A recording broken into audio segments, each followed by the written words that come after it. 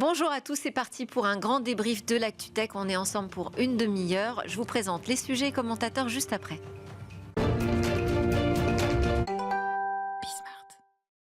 Dans Smart Tech aujourd'hui pour le grand débrief avec nous Yann Lechel. Bonjour Yann, entrepreneur de la tech, cofondateur de Probable AI, un spécialiste donc de ces nouveaux modèles. Avec nous également Henri Dagrin. Bonjour Henri. Bonjour Delphine. Délégué général du SIGREF, voilà l'expert des DSI dans le 440, en tout cas un des porte-parole. Et puis Christophe Aulnet, petite surprise pour mon ami Christophe. Merci Delphine. J'ai lu votre livre. Alors je voulais avoir terminé pour ce matin. Je ne suis pas tout à fait à la fin, mais enfin j'ai vraiment parcouru une grande partie. Il est passionnant. Je rappelle que vous êtes senior advisor chez 72 et vous avez donc écrit ce livre pour raconter l'aventure post-Microsoft, puisque vous étiez un des grands dirigeants de Microsoft. Et comment ça se passe quand on quitte et qu'on doit se reconvertir, quand on quitte la grande entreprise. C'est absolument passionnant. Alors, c'est pas du tout de ça dont on va parler, Christophe, aujourd'hui. On va parler d'Apple Intelligence. Ça change pour les GAFA, on a du choix. Apple Intelligence, qu'est-ce qui se passe? On a une crise, en fait, qui sort au grand jour avec des révélations sur le retard pris par Apple dans l'IA et puis des fausses promesses sur les démos. On va aussi parler de Google. Et oui, un autre GAFA qui est incontournable. Et ce rachat historique de Wiz, start-up dans la cybersécurité pour 32 milliards de dollars. Mais on commence en France. On commence avec une commission d'enquête sur les effets de l'application TikTok sur les mineurs. Et pour lancer cette discussion, nous sommes connectés avec Christine Gulliver. Bonjour. Bonjour. Vous êtes porte-parole du collectif Mère pour mineurs, éthique et réseau. Vous êtes éducatrice spécialisée par ailleurs dans la vie. Peut-être déjà un mot quand même sur le collectif. Qui vous êtes, ce que vous faites? Alors c'est un rassemblement, un collectif de citoyennes, majoritairement. On s'est connus sur les réseaux et c'est à partir des constats que nous faisions chacune de nos côtés et de ce qu'on pouvait échanger en message privé qu'on s'est dit il y a peut-être quelque chose à faire, se responsabiliser peut-être et commencer à consigner. Donc depuis 2023, on a un drive rempli de centaines et de centaines de screens, de vidéos qui nous semblent problématiques et plus particulièrement pour les jeunes sur les réseaux et les mineurs. Voilà. Donc, on a surtout entendu parler de vous autour de l'affaire Ophénia, puisque vous en avez dénoncé les dérives sectaires de cette influenceuse. Vous surveillez comme ça chaque jour en fait l'activité qui se passe sur les réseaux sociaux, avec un regard particulier sur TikTok. Qu'est-ce que vous constatez? Alors, ce qu'on constate, c'est qu'effectivement, on trouve qu'il y a une banalisation de tout ce qui est les sujets autour de la santé mentale, autour des violences aussi, que ce soit des violences verbales, voire des violences sexuelles, le harcèlement, parce qu'à la fois il va être dénoncé, mais en même temps pour le dénoncer, on va utiliser la méthode des vidéos réponses, et donc au final ça génère du harcèlement. Voilà, on constate vraiment, et pareil au niveau des troubles alimentaires, il y a beaucoup de contenus qui vont parler des influenceurs, influenceuses, donc le lifestyle healthy, on fait du sport, faut manger. Ça commence comme ça, c'est innocent, et en fait au final, on constate que l'algorithme va nous mettre des vidéos qui sont pas forcément bien faites, voire très dangereuses, on peut se retrouver avec des créateurs, même petits, qui n'ont pas forcément de très grosses communautés, qui vont, leur contenu n'est pas comme ça, on se dit bon ça va, mais par contre les lives ça va pas du tout. On peut se retrouver à voir une jeune fille qui va manger, faire une crise de boulimie en live, ne rien dire, et puis ensuite on l'entend se faire vomir, puis revenir, et les commentaires sont catastrophiques. Les jeunes filles disent oh là là, voilà, c'est là j'ai une crise, tu me triggers, c'est-à-dire tu me choques, voilà, donc Bon, face quand même à tout ça, l'Assemblée nationale a approuvé à l'unanimité, il faut le préciser, la création d'une commission d'enquête sur les effets psychologiques de TikTok sur les mineurs. Selon la sénatrice Laure Miller, le réseau social, elle dit, pour reprendre ces termes, incarne un paradoxe particulièrement morbide, puisqu'il confronte le public le plus vulnérable aux biais de fonctionnement les plus délétères. Voilà, les mots sont vraiment très graves, très durs. Déjà un commentaire en plateau peut-être sur TikTok, les mineurs, les effets des réseaux sociaux aujourd'hui dans la société? Henri. Oui, d'abord, je crois que TikTok n'est que la pointe émergée de l'iceberg. Il y a de nombreuses plateformes dont les fonctionnements peuvent être interrogés. Et c'est aujourd'hui, notamment pour les mineurs, un enjeu de santé publique, véritablement.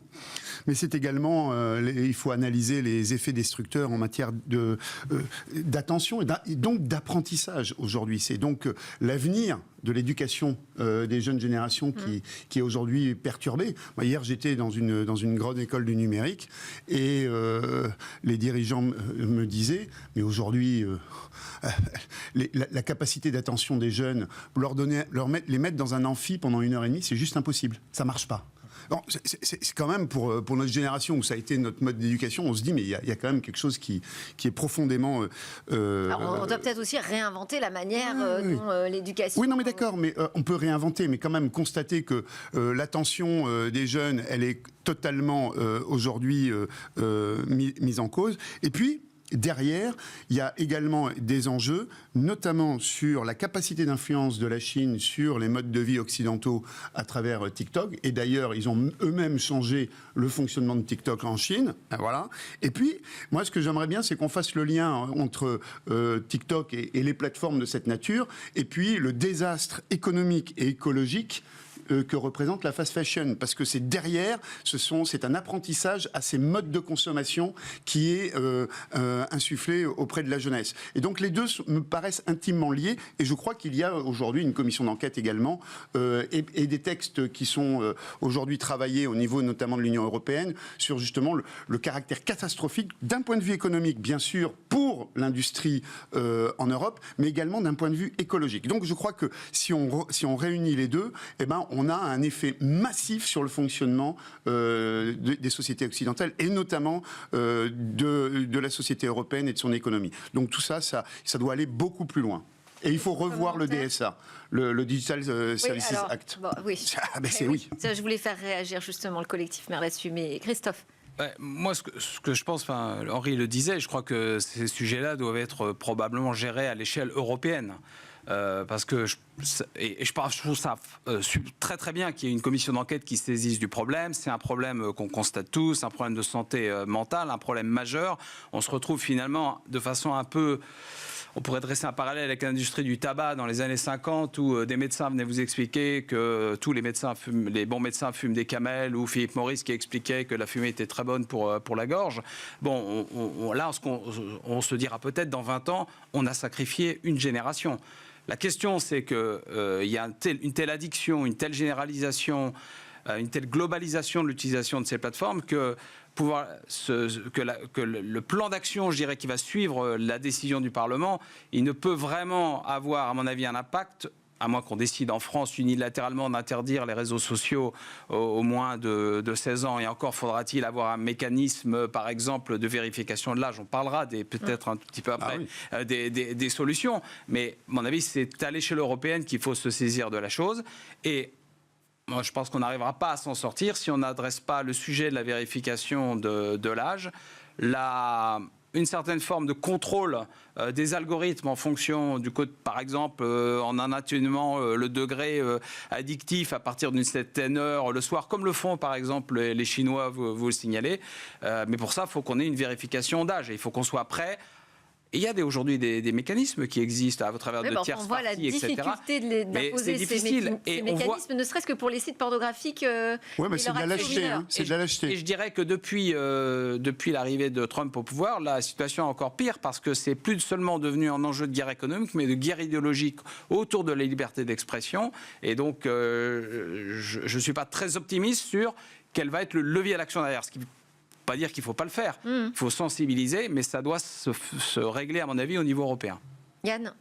Alors, je vais parler un peu technique. L'algorithme, il est neutre, il est d'une violence inouïe. Il est là tout le temps, il ne dort jamais, et il est globalement le même sur TikTok, que sur LinkedIn, que sur Facebook. Tous ces fils qui font défiler du contenu. Et le terme qui a été utilisé, je pense, dans la citation, c'est morbide. Morbide, oui. En fait, sur des esprits qui sont peu formés ou pas assez, et l'impact est fort aussi sur les adultes, mais les jeunes en particulier ne sont pas formés, n'ont pas appris Le sens critique. Le sens critique. Ils n'ont pas encore développé ce muscle qui est difficile à développer, l'effort. L'effort d'apprendre avant d'aller vers la facilité que propose ce contenu.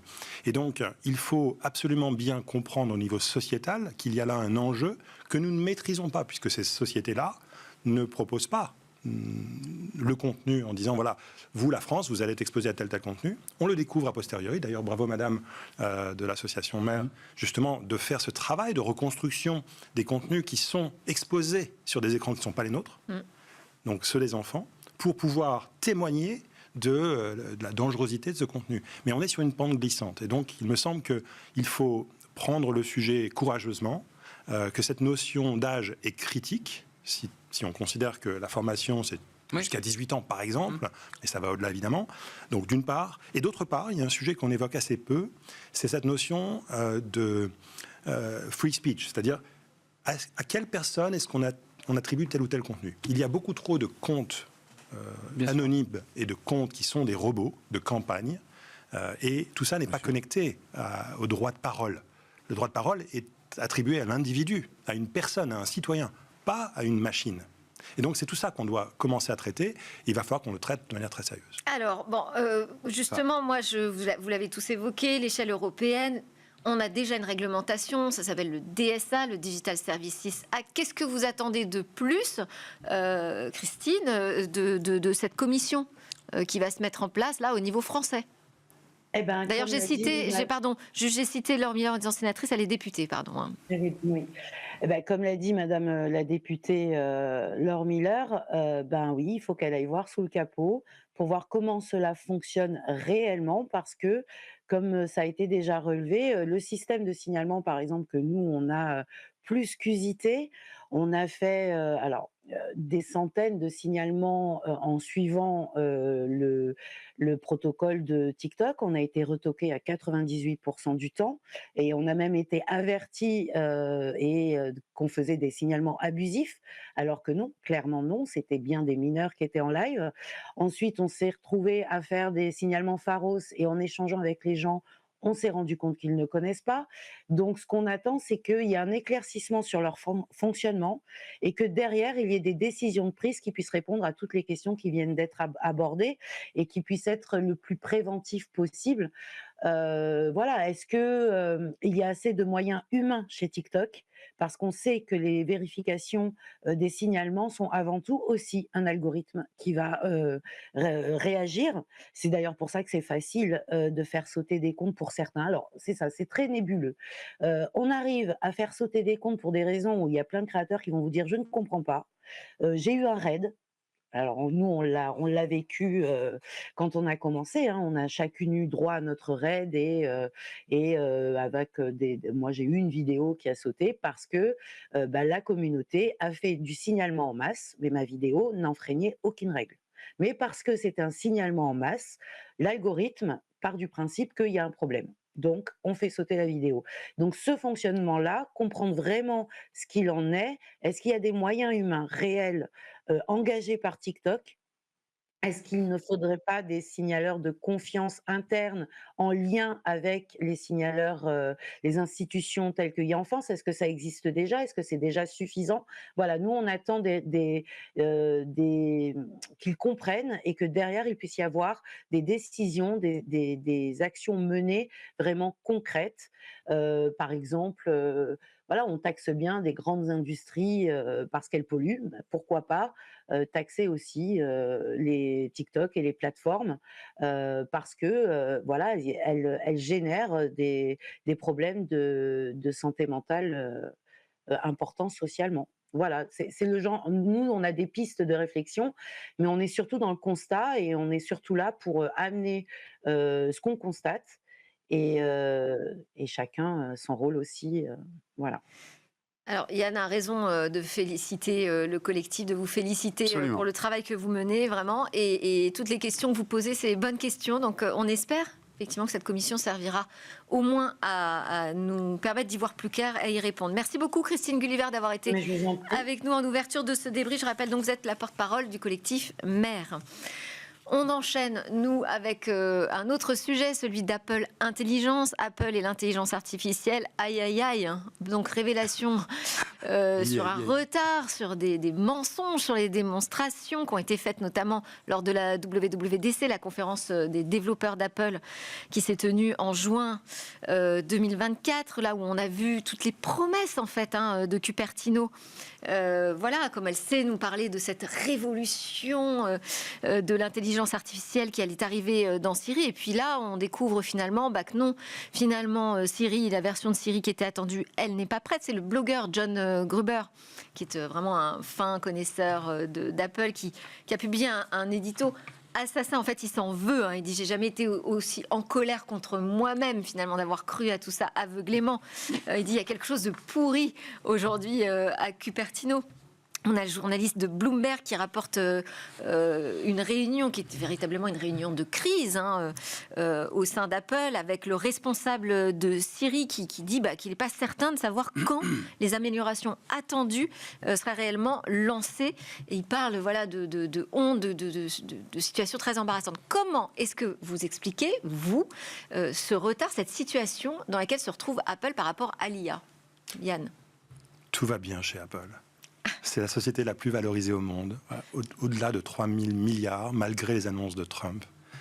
Apple a toujours été en retard sur l'innovation, toujours.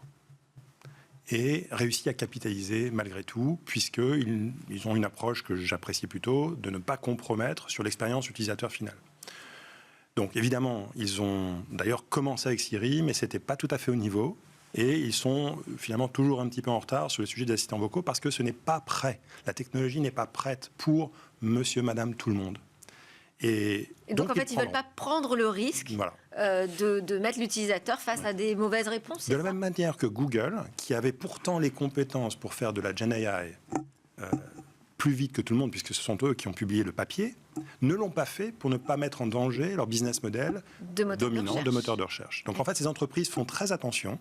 Alors évidemment, ils ont la pression en interne, il faut aboutir, ils ont fait des annonces. Donc c'est par rapport aux annonces qu'il y a des sujets. Mais globalement, ces entreprises, et j'en note 3, Apple, Microsoft et Google, ont accès à 5 milliards d'humains et valent plus que 5 000 milliards de dollars. Ces 3 entreprises-là, tôt ou tard, vont nous envahir avec cette IA lorsqu'elle sera prête. Donc rien de grave, vous nous dites.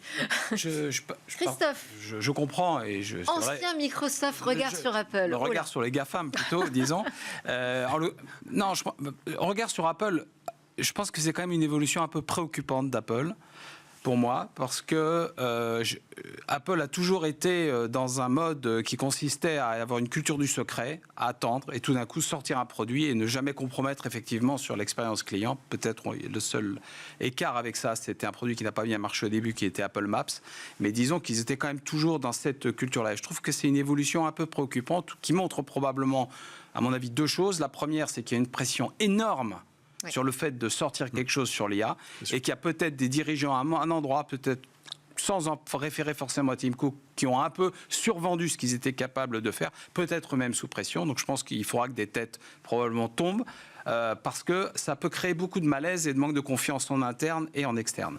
Et la deuxième réflexion, c'est que, en fait, on voit bien qu'avec l'IA conversationnelle, les chatbots d'ancienne génération ont beaucoup de mal à se réinventer. Je ne sais pas si vous avez essayé d'utiliser le chatbot Jingo d'Orange. J'ai jamais rien vu de plus stupide.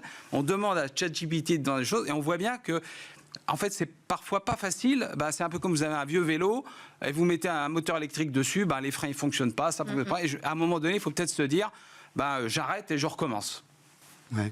Ouais, en fait, pas facile pour une énorme toujours compagnie. Difficile, mais c'est l'enjeu de tous les géants de savoir se réinventer. C'est ça.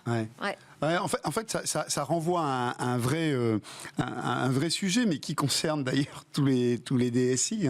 C'est celui de la dette technique, parce que du legacy, parce qu'en fait, Siri, ça date de 2011, donc ça a 14 ans, et ça a été profondément intégré dans tout l'environnement Apple, de manière technique. Et donc, c'est profondément enraciné. Alors, quand vous avez un chatbot conversationnel qui, lui, est indépendant de tout un environnement technique, vous l'apportez, il fonctionne merveilleusement bien. Hein, c'est ChatGPT ou Gemini, bon, ça, c'est ou le chat. Hein, de Mistral, tout à fait. De Mistral. Mais là, Siri est intégré dans toutes les stacks techniques de tous les produits de Microsoft. Et c'est là où réside la difficulté, c'est que, et d'ailleurs, Apple est confronté à deux options, hein, soit d'évoluer progressivement, et donc ça prend du temps, nécessairement du temps, de faire évoluer Siri vers le LLM Siri, hein, qui est annoncé, Apple Intelligence, pour transformer progressivement tout cet environnement technique, soit la stratégie de la table rase. Mais ça, quand on est Apple, en termes d'expérience client, en termes de protection des données, parce que c'est une des promesses à travers Apple Intelligence, la protection des données des utilisateurs, et en termes de possibilité de retrouver le même produit à travers toutes les gammes de produits d'Apple, c'est extrêmement compliqué. Et donc, il n'y a pas de recette magique. Quand on a un legacy, eh ben, il faut le traiter. Et je crois que c'est ce à quoi se retrouve confronté aujourd'hui Apple. Il y a une troisième option, c'est ce qu'a fait Microsoft.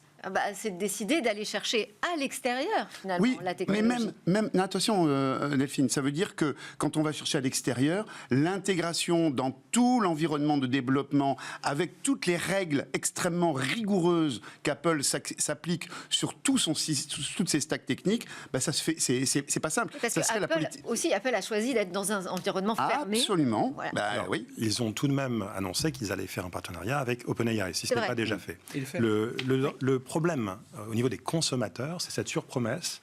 Et si Apple nous vend des appareils qui sont encore plus chers, plus performants, pour une promesse qui n'est pas au rendez-vous, ça pose problème vis-à-vis du consommateur, qui aura prépayé quelque part une fonctionnalité qui n'est pas à la hauteur. Ouais. Mais globalement, les appareils vont être mis à jour. Donc tout ça va arriver finalement très vite.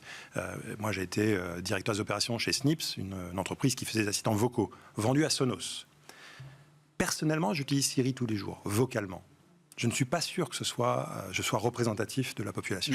Pas du tout. Tout ça va mettre du temps. Je vous assure, c'est une interface du futur, une interface vocale, mais elle est d'une complexité inouïe. Et donc, c'est vrai que ChatGPT a bousculé le monde entier de la technologie et tout le monde a essayé de positionner quelque chose. Mais dans les 5 prochaines années, les choses vont se placer calmement.